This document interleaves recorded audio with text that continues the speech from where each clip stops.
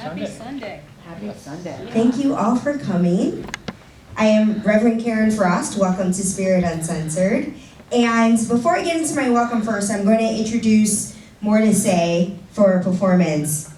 Mortasay and I met, I was the keynote speaker at Dyke March this summer, and I heard them perform. I know Liza keeps laughing at me when I say the name of this event, but that's what it was. And Mortasay performed at the event, and I said, hey, will you all come perform at Spirit Uncensored for us? And they said, sure. And at the second thing, Vanice and Amy of Mortasay, Vanice texted me and said, we're not really like a church, right? And I said, well, the whole thing is we're uncensored, that what we do, what we teach is that love is our religion. And Vanice and Amy said, well, love is our religion too, so that's perfect. So I'd like to welcome Mortasay. Thank you. Yes, we were shocked.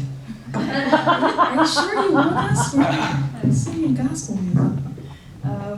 So thank you for allowing us to just be us and express here and manifest the Spirit with you guys.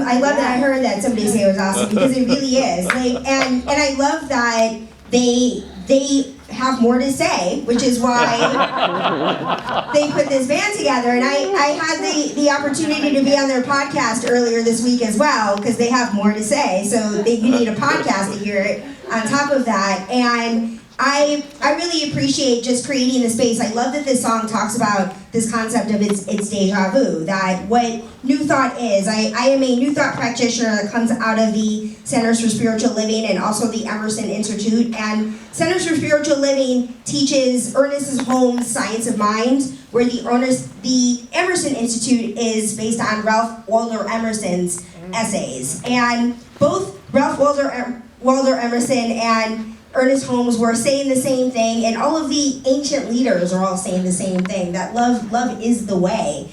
And I felt like creating a space that created for us to really explore our own individual definitions of what love is, what God is, that regardless of whether somebody is an atheist and doesn't believe in God at all, that everyone is welcome here, that this is a space for people to explore their own definition of what it means to live with love as a religion, or to not even see religion, but want to be somebody that is an active participant in things that are happening in the world today.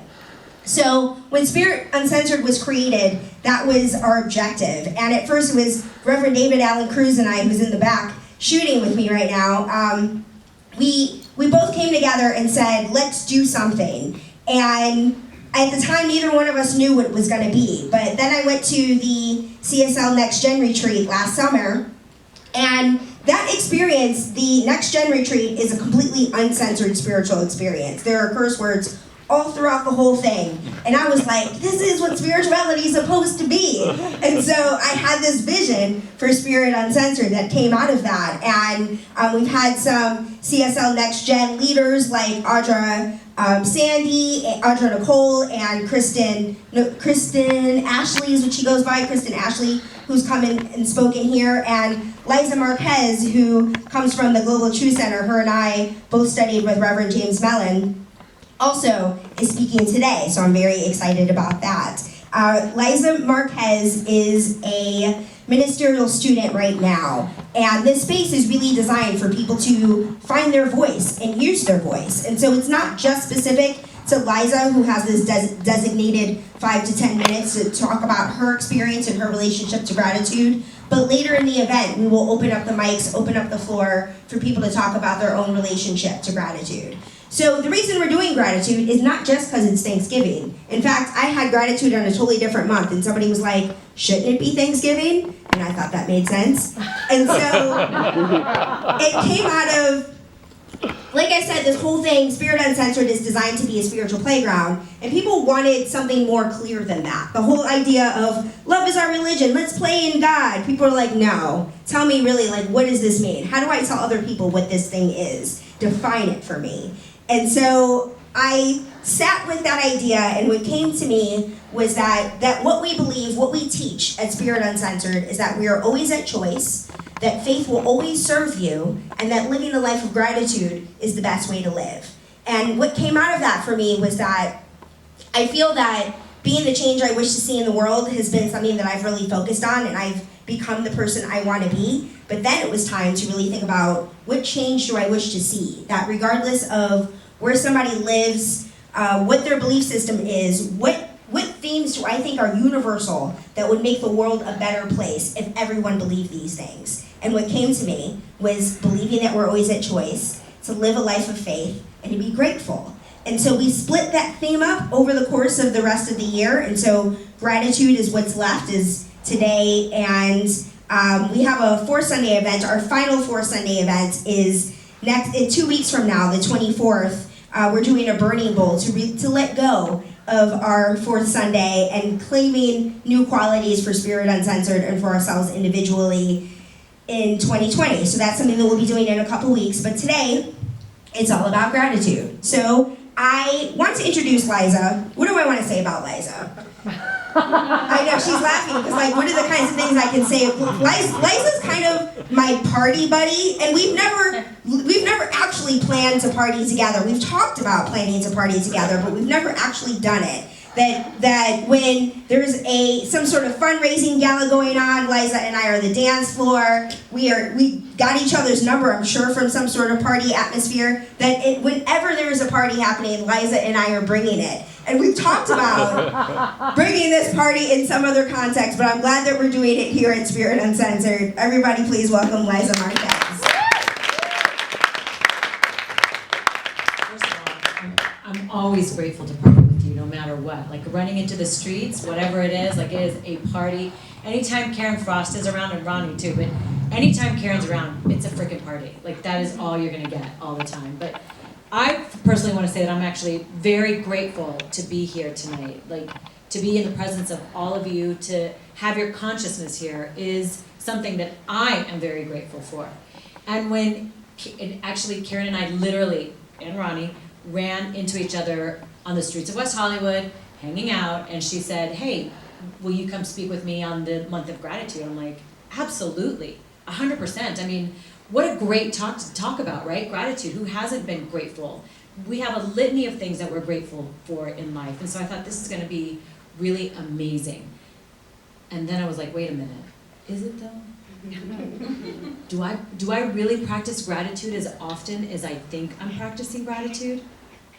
So then it gave me pause to really think about, what is gratitude? What exactly is the term gratitude? So I went and looked it up, just to see it. Let me turn on my computer. But really, it's just giving thanks for an experience that you have, or for a material whatever. That's what gratitude is. But we don't practice that as science of mind and spiritual people. We practice gratitude as something else, don't we? We practice gratitude as something that is innate, that comes within each and every one of us. And that is what I really want to speak to. I mean, I can tell you right now that I'm grateful to be standing up here. I'm grateful for my children. I'm grateful for my health. I'm grateful for so many things. I mean, you guys, I'm sure, are all very grateful for a lot of things. You want to shout out some things that you're grateful for? Ronnie. Family. Karen. Yay. I mean, you've got connection. I love that. Is that what you said? Yes. I love that. Finding my Apple Watch. You know what? My shoe collection, I usually do. But you know, all the things that we just shouted are really delicious, wonderful, amazing things that we're grateful for. But I want to invite you to think about something that's a little provocative. To be grateful for those things that maybe are not as delicious. About 10 years ago, I went through this really crazy part of my life. I was going through a child custody battle with my ex, and it was probably the most horrific thing that I've ever been through. And I had cancer, so I was like, I thought that would be the worst thing that ever happened. It wasn't until I was going to court every other day, fighting for my children. It was pulling at me. But what I did know about that situation is that there was another side to it. I knew in that moment that I had to find the gratitude in it in order to get to the other side. And I will tell you right now, in all honesty, that that is at the top of my list of things to be grateful for, having gone through that with my ex. Because of that, I'm standing here talking about gratitude. Because of that, I decided to change my life. Because of that, I found a deeper meaning into who I am. And that is what I invite you guys to be grateful for too. I know we can list all the wonderful things in our lives that we're grateful for. And there are many. You know, Eckhart Tolle says that there is an abundance in the world, and that there's an abundance in each and every one of our lives, and that once you start to count the abundance, you start to realize how much you're grateful for. And when I talk about abundance, I'm not talking about a monetary abundance. I'm talking about the abundance of snowflakes when the snow falls. I'm talking about the abundance of grains of sand out there. I'm talking about the abundance of energy that you have. I'm talking about the abundance of relationships that you have. That's the abundance that you look for. That's when you start to feel the gratitude. Tony Robbins says that you can't be grateful and fearful at the same time. And I think that gratitude is an amazing tool that we can use to bring us to our present time, to our present moment, to who we really are. So once you start to list off all the wonderful things that are happening in your life, and there are wonderful things. If you are sitting here, if you're breathing, if you're looking at me, if you're hearing me, there is a lot to be grateful for. And I think sometimes we forget that. I think we forget to really wrap our hearts around those things that we're grateful for. Our voice, I mean, Mortasay, how beautiful, their voice, their music, how amazing. I'm grateful that I had the opportunity to be introduced to this. And when I know in that moment to really sit in the gratitude, I feel it. And the wonderful thing about gratitude, especially when you use it as a tool, is that it's reciprocal. So as we know, the universe is always saying yes. Always saying yes. So when you're grateful for something, Oprah Winfrey talks about how she keeps a gratitude journal, that she's been keeping a gratitude journal. And if anything, look to her. Look at how many things she has to be grateful for. She is constantly producing, manifesting wonderful things in her life. And I bet if you were to ask her what it was, I would say that that gratitude journal is something that really comes into play for her. Because the universe is always saying yes. So if you're writing down all these wonderful things that you love experiencing, the universe says yes and gives you more. Now conversely, if you want to talk about worry and fear and all the horrible things that are happening out in our world, guess what? The universe will say yes to that too. And you'll experience even more of that. So like Karen said earlier, we're at choice every single moment, right? Every single moment is a choice. Are you going to choose to live the version that gives you these not so tasteful things? Or are you going to live the other version that gratitude is a great tool for? To be present, to direct energy. So gratitude as a tool also helps you to direct the energy in your life. When you count the things that you're grateful for, and I don't, again, mean the physical things. I mean, those are wonderful, right? I'm talking about the energy of gratitude. You know what that energy is. You know when you're grateful when somebody takes you out to lunch, or you get a great manicure or a great massage. You know that you're grateful for that, right? But when someone connects with you on a deep level, and you feel that gratitude inside, it is the most amazing thing ever. Whether it be from someone that you know or a complete stranger. But you have to be looking for that energy of gratitude in order to experience it. Meister Eckhart says so famously, if the only prayer you ever say is thank you, you've said enough. And I don't think that those are just like flowery words or a great soundbite. I honestly think if you stop to think about those words, if the only prayer you ever say is thank you, you've said enough, that means you are changing the trajectory of your experience by merely saying thank you. It is that powerful. What Meister Eckhart was saying is, it is that powerful, even back in the 12th century. Thank you is that powerful. It is the only thing that you ever need to say. So I want to say thank you, Karen, for giving me this opportunity to come up here and speak about gratitude, and really having me take a look at gratitude in a completely different way. And so I invite every one of you here to think about tonight, and maybe every night, something that you're grateful for in your life, that you really feel that gratitude for, that you're super grateful for. And I also invite you to take the provocative side and think about that one thing that has made you grow, that maybe wasn't as delicious as those wonderful things that gratitude usually brings us. But you know that you got to the other side of it because you were grateful. And because of that gratitude, it will reciprocate and bring you more of the wonderful things in your life that you're looking for. Thank you so much.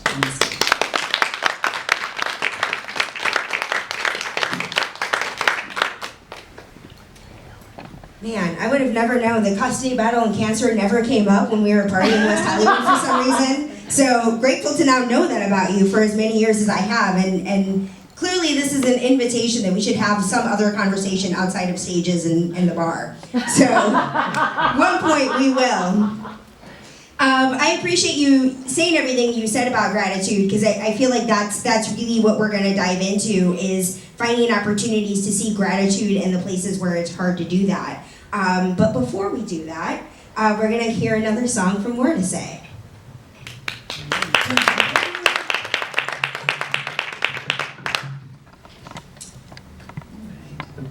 I'm grateful you guys are allowing me to shop at this piano. I'm not a pianist, but I do love blocking chords. So.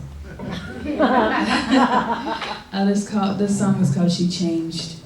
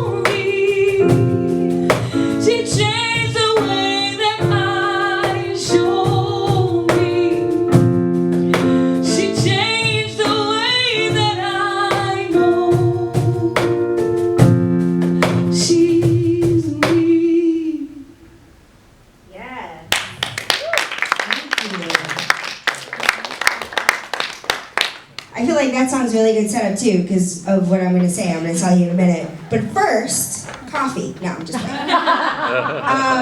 kidding. First, I'm going to, Liza, can you help pass out these financial giving envelopes? We're not doing that part now, but just for when that part happens, I want you to have all the information handy. And also, there should be a stack of new, oh, Ronnie's in charge of that part, of new people. So, if you're here for the first time, please raise your hand. And Ronnie will bring you a new people card and also a present to welcome you. And the purpose of the card is for us to get your information so that we can tell you when more of these are happening. If you feel like what you've seen so far, you are never coming back here, feel free not to fill out the card and don't tell me about it. No hard feelings. I get it. Not everything is for everyone. So do you, boo. So this song, this song of being inspired, this woman inspiring you. My wife is really who inspired this idea of really embodying gratitude when it's challenging. And this shirt that I'm wearing, what does it say? Living my best life. My wife bought these matching shirts for us. And all of my spiritual shirts, Ronnie buys them all. She'll say, based on the theme, she'll pay attention to what themes are coming up and find a shirt that matches the theme. And while I was on Mortasay's podcast, I talked about what an amazing wife she was. But this is one more amazing thing that she does, is always make sure that I have a shirt that matches my theme and that she has one to match me. And so this idea, the idea was first introduced to me of gratitude, of living my life understanding the power and the significance of gratitude before I even found a spiritual center that worked for me. It was back when I was in my 20s and feeling very aimless and unsure of what to do. Well, actually I knew. I've always known that I wanted to work in entertainment. I felt like television made the world a safer place for me as a half black, half Jewish lesbian. And so I felt like both my unique identity and also the fact that I had been so inspired by television that I wanted to pay it forward and help other people who are living some sort of marginalized life or unrepresented on television to be represented on television. And back in my 20s, when I was thinking of coming to LA, but really did not have the faith to get in my car and move here. The idea of moving to a place where I didn't know anyone at all, that was halfway across the country, that the entertainment industry is not an easy industry to break into. So the idea of doing that was completely terrifying for me. And I kept looking for opportunities to find a way to get to LA other than getting in my car and driving there. And at the time, I think let's say I was like 23 or 4 or something like that. And it was my first full-time, like, big girl job with an office.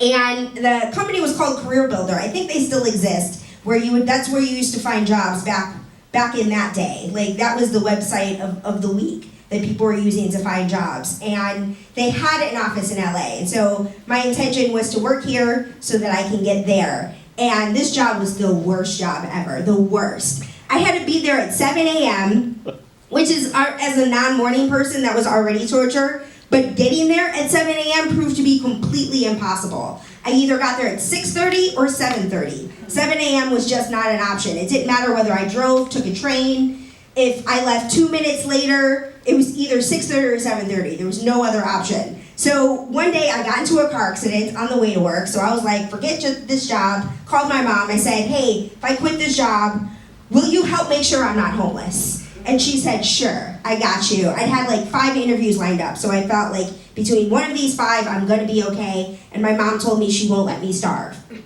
So, quit the job, had the 5 interviews, got none of them. And even though I wasn't afraid of starving, there's still rent. And at the time, my rent was $300 a month. I was living in a shitty neighborhood in Chicago with a whole lot of roommates. And so, theoretically, I felt like, my worst, even with no job, I can somehow make $300 a month. I'm gonna be able to pay my rent. I think it was, there are other bills and things like that, but I felt like I could make $500 a month through random odd jobs or something like that. And I did that. I was functioning, I was surviving, and for 8 months, I was just in misery and fear. It was, I have no idea where my next check is coming from, and it was a horrible experience. And one day, 8 months into unemployment, and there's no unemployment check, because like I said, I just quit my job, I got a call that I was offered a temp job somewhere in a super far suburb, really far away, and I didn't have to be there at 7 a.m. I could be there at a reasonable time of day. And so it was like $8 an hour, but this $8 an hour made my entire world. And the job itself was a pretty terrible job. It was it was like an agency that the government had paid to answer the phones. They were changing Medicare, but they had no clear idea of around how the changes were gonna go. And so they sent everyone a letter to say, your Medicare is going to change, we don't know how, call this number for more information. How was that number? And they had no information for us either.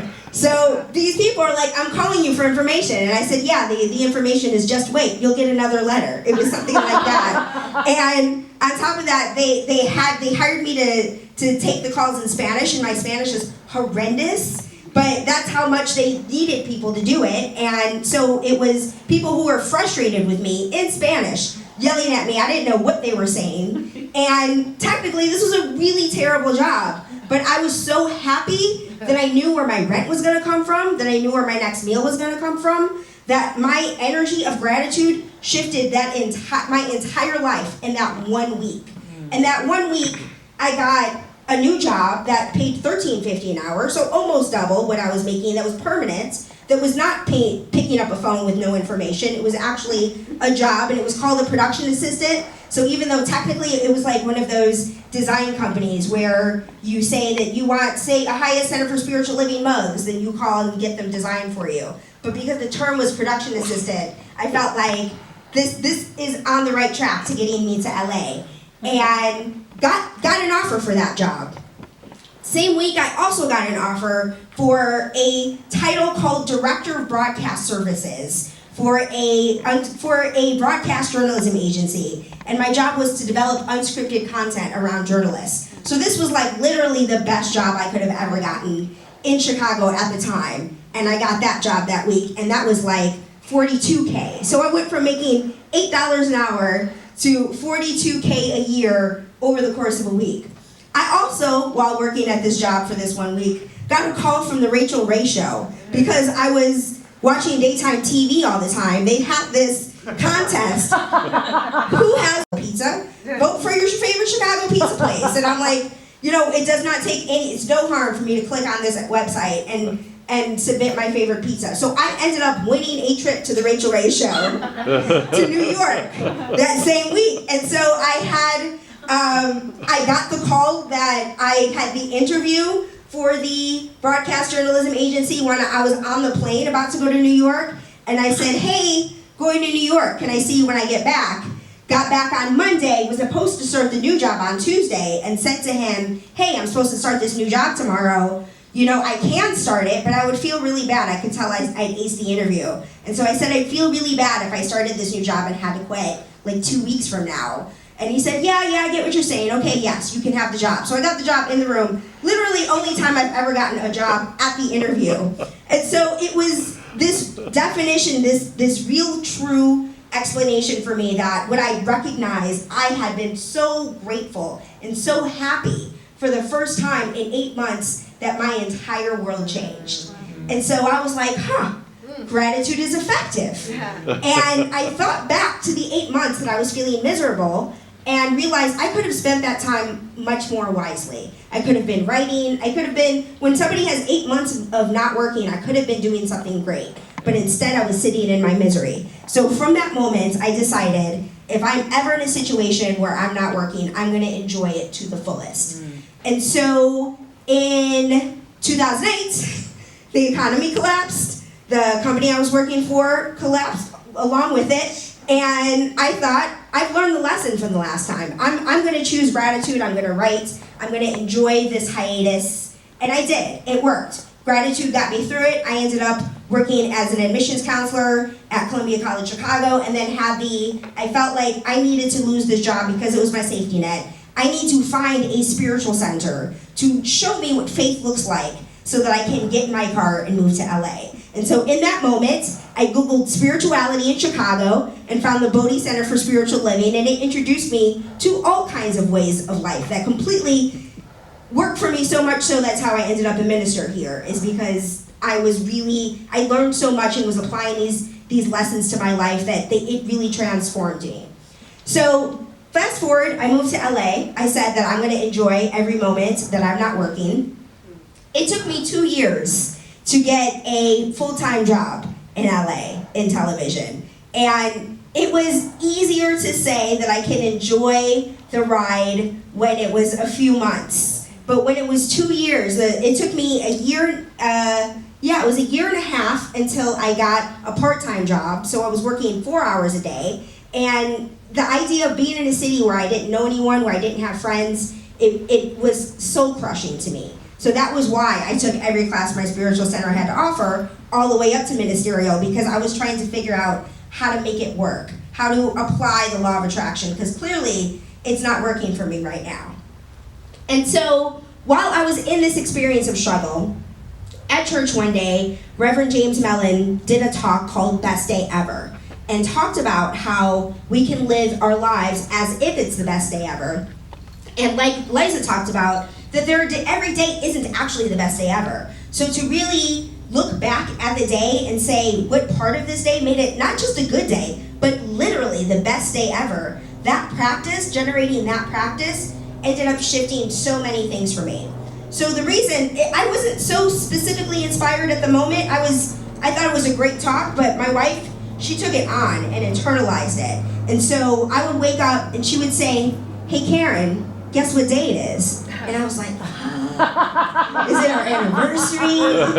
Did I screw up? What am I supposed to be doing today? And she's like, "It's the best day ever." And so I was like, "Is it?" And so she trained me I fell for it, really for like 3 months. She would ask me this, and I would really be racking my brain every time. But her testing me and challenging me to see each day as the best day ever, these days of not doing what I want to do, not working where I want to work, not feeling closer to my dreams than ever before, it was really frustrating. And so walking from a place, I would have these moments, these phases where gratitude worked really well. I would go to the beach and take full advantage of all that LA has to offer for people who don't have a job.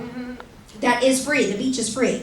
But at the same time, it was getting tired and it was getting hard, and I was feeling really over it sometimes. And then something would happen. There'd be some little nugget of hope or inspiration that would get me through it. And what ultimately came about for me is, as I mentioned, well, some of you have never seen me before, so I'll tell you now. What happened was that the moment that I completed my ministerial license, my entertainment career completely took off.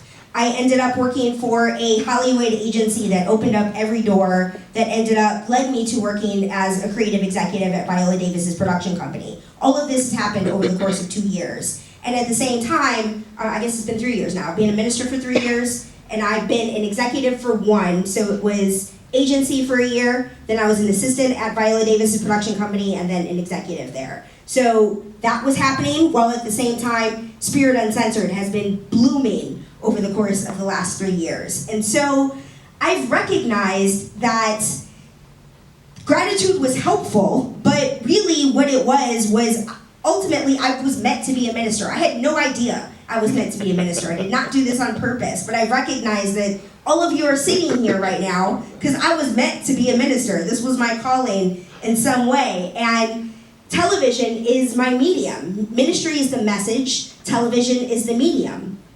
And so I realized, again, that as I looked back over the course of the 6 years that I was frustrated with not getting any closer to working in scripted television, I could have spent that time enjoying myself more often. I could have had way more beach days. I could have hung out with Liza. I've known Liza for like 4 of those years at least, and clearly I emailed her once for lunch, but I didn't do a good job of making sure that lunch date got on the calendar. Liza, I assume, has a beautiful home based on the way that she has a very fabulous way of life. And when I see her in West Hollywood, we're always doing something fancy. So I'm sure if I had lunch with Liza, it would have been fancy and I would have enjoyed it. That's something I could have been doing instead. And so I recognize that whatever situation that we're in, gratitude not only helps get us out of it, but at the same time allows us to enjoy the experience, enjoy the moment. And I'm grateful for the fact that regardless of how long it took me to get where, I've never had to struggle. I never had to worry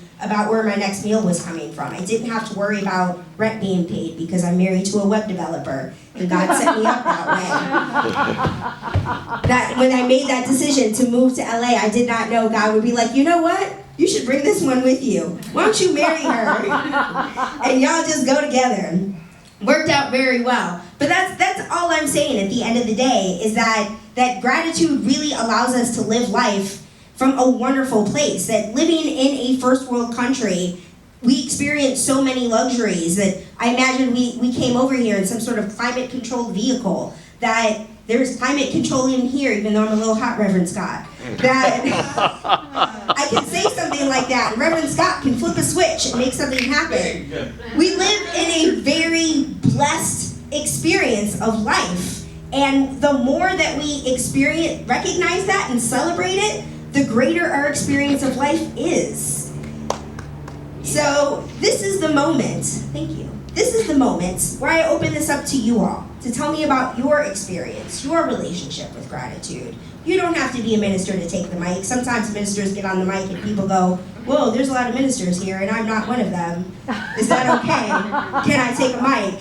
And that's things I appreciate about Spirit Uncensored being at 4:30 is it creates opportunities for somebody who's speaking on a Sunday morning, like Reverend Scott. He gets to come here and participate in church. So it gets to be something for everyone. So this is your space, your time to talk about gratitude, to tell me about your journey, to tell me about the gratitude journal that you've had, because Oprah inspired you to start one. Yes? Who's thinking about it? Who's like, I've got something I want to say about gratitude, but I don't know if I'm brave enough right now to take this mic out of Reverend Karen's hand. Who's thinking about that? Yes, thank you. Come on up and tell me your name. My name is Talisha Danielle. Talisha Danielle. Yes, ma'am. Come on up. Okay. Thank you. Hi, I'm Talisha Danielle. I am a recent Spelman College graduate. I majored in theater and performance. I relocated to the Los Angeles area in 2018, August of 2018. And I've been off and on here since. I'm just trying to pave my own way to the film and television industry as well. I guess what I'm most grateful about, just getting the tail end of your conversation, is just being in the moment, being in the midst, and being here. I'm actually on, like you, trying to break into the industry. And it's not easy. Like, you have to be really, really, really, really, really resilient. But to be here in this space, to have moved here without knowing where I was going to stay, where my meals was going to come from, and just taking that risk and being able to be in front of greats and network with Waco Theater, Juvie Productions, Women of Color hikes, and things like that, I think is something that I hadn't realized until today. I'm grateful for that. I think I was looking at the fact that I had an issue that I wanted to resolve. I'm also grateful for the community that I'm beginning to find here. I think that after I graduated from college, the nurturing system of an institution, you already kind of have your soul tribe there, or it's easier to find. And when you move to a completely different city, you have to rediscover your people again. And in doing that, I found and discovered like pieces of myself too, I think. So I'm grateful for that as well. I think that's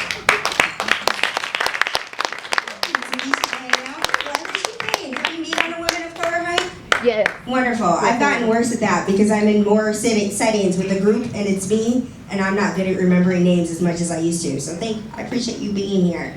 And I love that you talked about all of those reallys that she said about being resilient to be in the entertainment industry. It is a true fact. And the idea behind it, I imagine, is just because there's so many people who want to do it that it operates at a level of efficiency that no other industry seems to operate from. So you have to go through this crazy intense boot camp of breaking in to, by the time that you get there, you know what you're doing. Because basically every job you get, you don't know what the job is until you have it. I was an associate producer, did not know, no one said, this is what an associate producer does. I had to find people, ask people, does anyone know what this is before I started the job? Does somebody know what I'm supposed to be doing before I get here? Because there's no job description, you just get there and you're supposed to know what you're doing. So it does require all of those relays, which is why I leaned into it. Hold on to something real. Remember how it feels to love.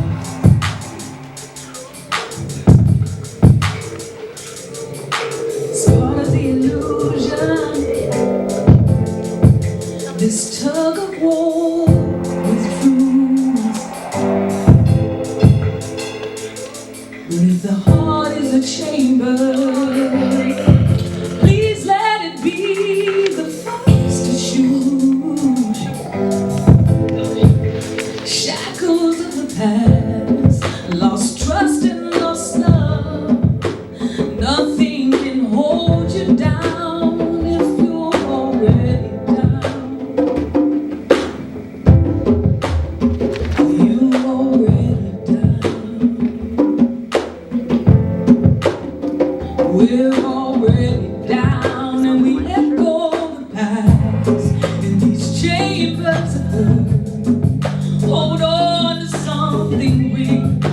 Remember how it feels to echo the past in these chambers of hurt.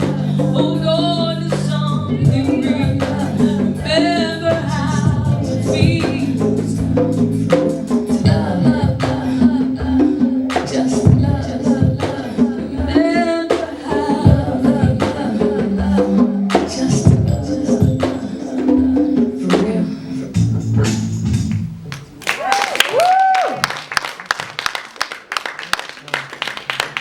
All right, we're going to remember how it feels to love right here. To love this money, to recognize that God itself is in action, is expressing itself as money. That that's what it is. And everyone here has shown their love in some kind of way, in whatever percentage called to them, whatever felt most right. Knowing that this money goes to pay Mortasay and other amazing musicians like Mortasay, goes to support Ahaya and renting space here and operations, and allows us to function, thrive, grow, and be examples of being the change we wish to see in the world. So I'm grateful for these divine gifts, knowing that they go forth and that everyone here prospers because of them. All of us experience a greater world because of this divine participation. And I know that this experience itself, this blessing of money, allows for this shift to take place. And so in gratitude, I let it be so, as together we all say. And so it is. All right, so I got a few announcements for you all. First, I told you that, and I'll just say it again because I said it sort of quickly at the top of the event, that our fourth Sunday event, the next fourth Sunday, November 24th, will be our last fourth Sunday event. And we are celebrating it with a burning bowl. And what a burning bowl is, my wife and I do like 5 of them every year at this point. And each one ends up having some benefit regardless, where the intention behind it is to identify a quality from the year, some experience that no longer works for you and you want to leave behind in 2019. And so we are leaving our fourth Sundays, the iteration of them, behind in 2019, and the vision of Spirit Uncensored will look a little different in 2020 now that we're at Ahaya. And this honestly, to be honest, the fourth Sunday was like a baby step for us to get to know Ahaya. So we were still at Spirit Works in Burbank, and Reverend Scott offered this amazing price to come here and expand, and I thought, that's a lot of time and work, but that's a really great rental price. And so I said, let's just start a fourth Sunday event to get a sense of what working with Ahaya will be like. And the experience itself has been better than I could have ever envisioned. So we had our second Sunday event here, and we got a chance to see that we weren't going to lose our entire audience by moving here. And so I feel whole, perfect, and complete and ready to let 4 Sundays go. But that was our sinister reason for why we even had them to begin with, so you all know. And so for that 4 Sunday event will be our last one. The Burning Bowls are really powerful experiences. Honestly, I can say that every year that I've lived has been better than the last, specifically because of Burning Bowl. So that's why we always do so many of them. Every time we get an opportunity to, we do it because it really helps us solidify what that quality is that we're claiming for 2020 to truly start living that truth and that experience of life as we want it to be at the top of 2020. So I invite you to do that. And Ahaya, I think, may have a Burning Bowl also. So like I said, go to a few. I wholeheartedly support them. And our December 8th event is going to be an interfaith holiday sing-along. And so I'm going to try and get fun instruments. It looks like Ahaya comes with a few already. And there'll just be some holiday songs that we're all invited to sing together. And we had it last year and it was really fun. And the reason that we're doing it again, other than it being really fun, is my wife, the introvert, thought it was really fun. And like sing-alongs and karaoke is not her jam. So I was like, oh, there must have been something magic about this. We're gonna make the effort to relive the magic here at Ahaya for our second Sunday event in December. And in 2020, I expect what I'm leaning towards is the book You Are a Badass at Making Money. Spirit Uncensored could use being a badass at making money. I can use being a badass at making money. I read the book over the summer and it definitely helped shift my prosperity consciousness, but I believe that to truly experience the change we wish to see in the world, we have to provide these organizations with money to thrive, to prosper. The kinds of shifts that we want to see take place, we have to have the money to fund them, and those organizations have to have the money to pursue those objectives that we have. And there's a lot of people with a lot of money in the world that aren't necessarily their objective is to inspire positive change. And so I think the more people who are focused on experiencing positive change, focused on bringing more money into their lives, the more money those kinds of organizations get to receive because of it. And so I'm thinking that's what we're doing. Don't hold me to it, but I will more officially announce that. But if somebody wants to have a conversation with me about the book or have thoughts about another prosperity book that we can dive into for 2020, I am all ears. One of the amazing things about being at Ahaya is they let us use their fellowship hall after this, so we don't have to go get happy hour somewhere down the street. We can enjoy snacks, so I invite you to bring snacks if you come to our interfaith event next month, and we have some snacks for you to enjoy after this event as well. And so, in closing, is there anything I forgot? My board, is there anything you feel like, you should have said? Nope, no one's making any faces at me. Fantastic. So Mortasay is going to close us out with one last song, and I would like to thank Ronnie for running our cameras, and Ronnie and Nada for counting, and Reverend Scott and Ahaya for hosting us as well, and Mortasay for performing for us. So take it away, Mortasay.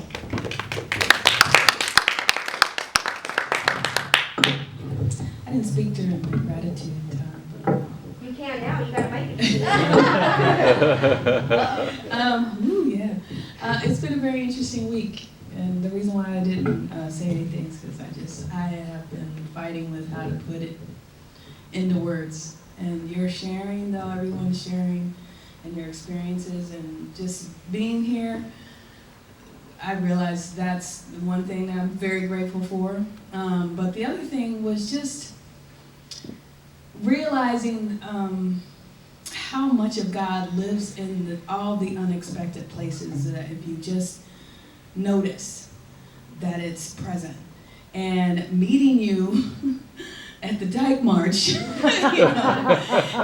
you asking us to come to your church and not really even registering that. I was okay, yeah, we'll take the car. And then I thought about it later, and then I questioned why you wanted us to have, and knowing that, our spiritual journey is something that is important to us and has been lacking, and to just show up.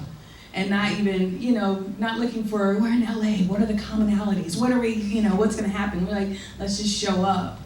And I don't know, it's even being here today. It was something that I needed to think about this week and at this time. And this morning I called my grandmother because I've literally been having these emotional breakdowns, and I have a lot of blessings going on in my life. I've structured it for us to live, or we've structured it together to kind of live with what makes us happy. And doing music makes us happy, and we do film together, and we came off this really huge event that we shot, and it came out beautifully, and all these things to be grateful for, and I just could not sit with it. And I know I was tired, and I know other things were going on, but it was a lot of crying happening. And I couldn't explain it. Like, why are these two things happening at the same time? And I called my grandmother this morning, and I'm just like, you know, we're not a very emotional family. We don't talk about a lot of our feelings. But I called my grandmother, and I was like, I'm crying, and I don't know why. And she started talking about other things. She like changed the subject, but she came back around, and she said, I used to cry all the time. And it was like her voice shifted. And my grandmother wanted to be a dancer. She was a beautiful performer. She had long legs and the skinny body. She would have been a wonderful dancer. But her mother told her, well, black women don't dance. They don't do ballet. They're not going to be paid to do that, so get a real job. And so my grandmother got married, became a nurse, and had 7 children. And never had her dream fulfilled. And for her to say in that moment, like, I used to cry, and I would be ironing the girls' dresses and crying and the steam in my face, and they grew up and they don't appreciate it, and she was just like, if you have to cry, just get it out. Just get it out. And I kind of took that in, and then we were driving here, and she called, and she said, you know what? You need to write a song about it. You need to put those tears in a song. And at that time, I was grateful to be present to how much it took for her to shift, to share that vulnerability with me, and that she thought about it even a second time and called and just was giving to me, because our family's not emotionally giving either. And so it's the signs and the love that lives in the things that we don't notice that I'm very grateful for. And I thank you and your wife for just bringing us into the fold and allowing us to share who we are in a safe space.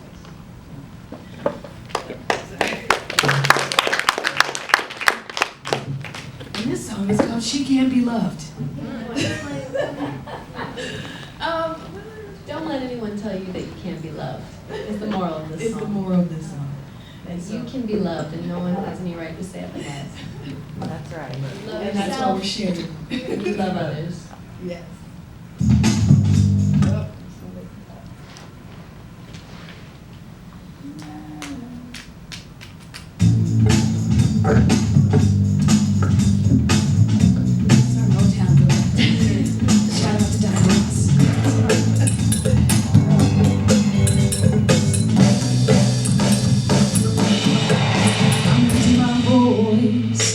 This phone, can you hear it rolling down, rolling up, rolling out?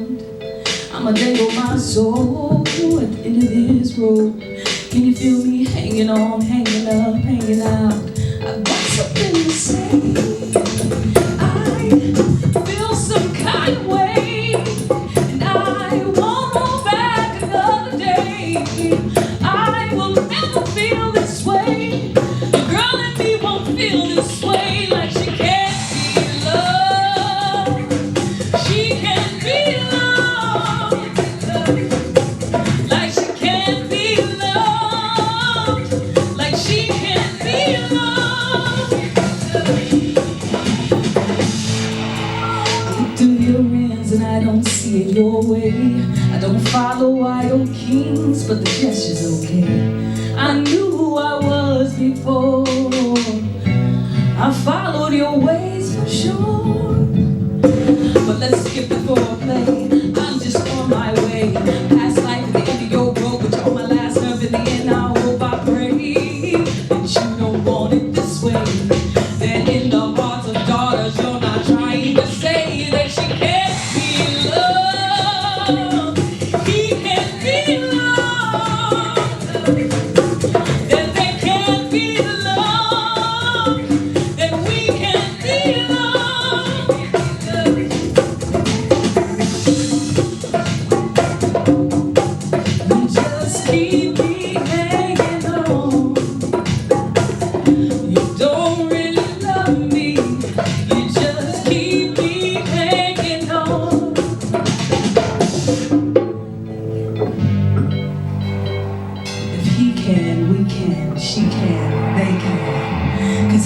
weight that we all bear. Sacrifices that we don't share, we shake them off till we don't care. But revelations let it beware. I put some old and new to this. I hope you're ready for my testament. I had to learn what was heaven sent. Another dawn in the thick of sin. It started out with the word it went. Speak light to the dark within. So I'ma skip your apocalypse. Legacy is how we share our gifts. We can all love somebody. We can all live together. We are one in the sun. The sun. Love, love, love. Keep me hanging on. Love, love, love, love, love. Keep me hanging on.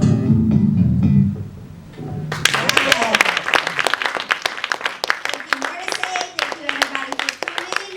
And feel free to have snacks with us in the fellowship hall. Thank you.